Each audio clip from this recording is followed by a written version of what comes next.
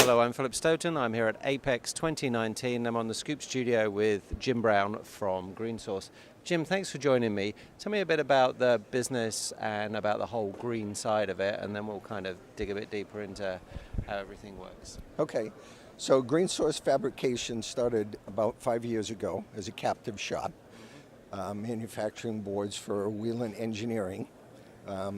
We are still owned by the Whelan family, but 3 years ago they decided to spin us off into Greensource Fabrication and become our own business entity. Okay. So we spent 18 months to 2 years traveling the world, researching suppliers, automation equipment, drills, plating equipment, and aligned ourselves with what we believe to be the best suppliers in the world, brought them into the fold, and they have been instrumental, and some of them have used us as a beta site for launching their next generation products. Okay, so do you consider yourself to be one of the most automated board shops? We will call ourselves the most automated board shop until somebody else steps forward and proves otherwise. Yeah. Okay. But yes, based on the research that we've done in talking to our suppliers, who of course have been in other board shops, right now it's an accurate statement. Yeah. And we are the only green printed circuit board shop on the planet. Okay.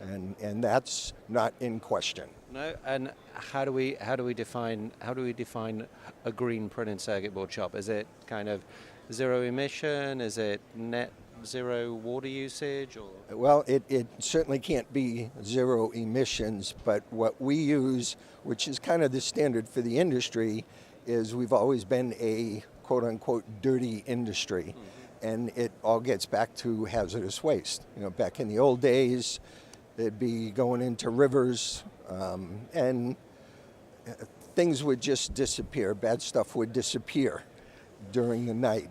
So we focused on the fact that under the EPA guidelines, we do not have any F006 discharge from the facility. Okay. And that's the big trigger point. So there is no hazardous material that leaves our facility. Everything is in closed loop systems, recovered, recycled, and reused.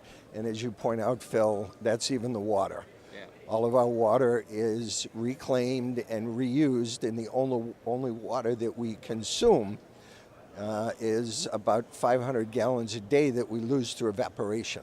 Okay. Our fume scrubbers obviously will require some water use, and then just in general, through the processing, the water gets hot, we'll have some evaporation, Yeah. but that's limited to 500 gallons a day. Yeah. So, and one of the things that we tell customers when they come in is, as a company, we use more water in the bathrooms than we do in the processes. Okay, that's really good.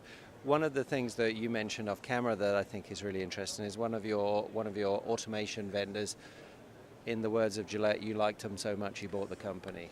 Correct. How did that happen, and what does that mean for the business? Well, AWP is one of our key partners, of course, and one of our major suppliers, and they have provided, I think we're up to 83 or 84 pieces of equipment that have been generated by AWP. And yeah, to your point, Phil, we were so intrigued and pleased with their technology and the resources that they have. We made the decision to buy them. Yeah. So it's a recent acquisition, about 2 months. They've been part of the Greensource team, and Yeah. if you make your way over to our booth, we have a kiosk set up that's dedicated for them, and 2 of their VPs are here with us at the show. Okay, and that's an interesting model, and I think when I look at the opportunity to manufacture automation in industry, actually having a partner, owner, or whoever that is actually doing it and is actually using that equipment every day makes a big difference to their technology roadmap as well as yours. Absolutely, and AWP is kind of the exception to our suppliers in that we bought them, but we have a very similar relationship with all of our suppliers. Our drill suppliers, chemical suppliers, they've all joined in, so to speak, in what we've brought to the table, and they've all been excited about participating in what we like to describe as a paradigm shift. Yeah. Yeah, and it's great when you do get that collaboration in your vision. We've done some co-designing with most of them. Yeah. Most of the equipment we have in the facility is single-digit serial numbers. Okay.